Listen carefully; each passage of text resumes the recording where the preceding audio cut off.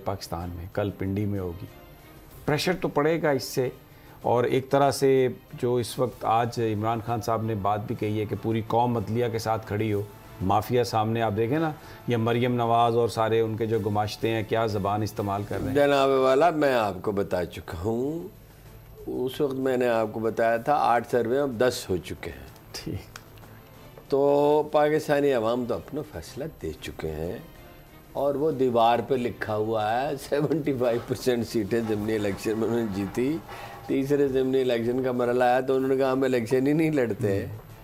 اور پنڈی میں پتن جو بہت ہی ذمہ دار ادارہ ہے, اس کے سربراہ نے کہا کہ اگر جینون الیکشن ہوتے تو 140 سیٹیں جماعت اسلامی کی تھی اور ان کی ہوتی کوئی 90. جماعت اسلامی کی اگر حلقہ ہائے انتخاب برابر ہوتے, اچھا ووٹروں کی تعداد, اوکے ٹھیک ہے. دھاندلی کا ذکر نہیں کیا انہوں نے اس میں, صرف اس کہا کہ اگر حلقہ ہائے انتخاب برابر ہوتے اور اتنی فلاں کی ہوتی اتنی فلاں کی, 140 سے براہ راست میئر منتخب ہو سکتا ہے. کسی کی عدالت نے, کسی نے اس کا کوئی نوٹس لیا. تو وہ دیکھیے یہ جنگ اپنی ہار چکے ہیں.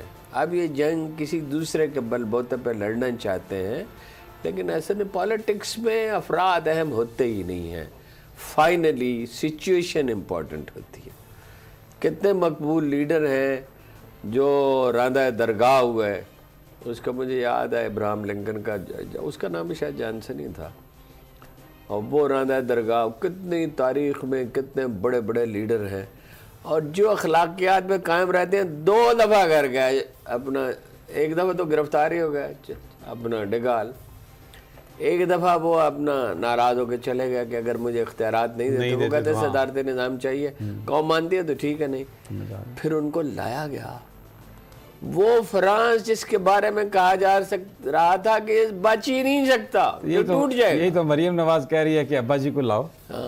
وہ کہہ رہی ہے میرے ابا جی کو لاؤ, پاکستان بچائیں گے یا مال بچائیں گے. ڈگال کی کتنی پراپرٹی تھی فرانس میں بھی, فرانس سے باہر تو چھوڑ دیں, وہ اسی قدیم گاؤں میں اسی مکان میں رہتا تھا, اسی لوہار, اسی تو وہ بھی اسی وہ 4-5 ارب روپے کا فلیٹ ہے جس کی رسیدیں نہیں ہیں, ادھر ہی تو رہ رہے ہیں میاں نواز شریف ارون صاحب, ادھر ہی 300 ایکڑ کی یہاں ہے. ہاں جی, جاتی عمرہ میں 10 ارب چھوٹا سا 300 ایکڑ کا گھر ہے.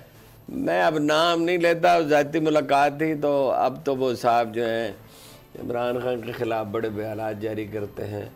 انہوں نے مجھے خود بتایا تھا, اگر وہ تردید کر دیں کسی وقت, آج کل بڑے انٹرویوز دیتے ہیں, تو میں پھر تفصیل بتا دوں گا کہ 300 جائیدادیں ہیں شریف خاندان کی صرف برطانیہ میں. ناظرین, اس کے بعد وہ کہتے ہیں نا بس چراغوں میں روشنی نہ رہی, جن کی 300 جائیدادیں برطانیہ میں ہیں, تو ان کے اندر تو یہ کانفیڈنس ہمیں سمجھ میں آتی ہے. پھر وہ تو چاہیں تو پورے پاکستان کو خرید لیں.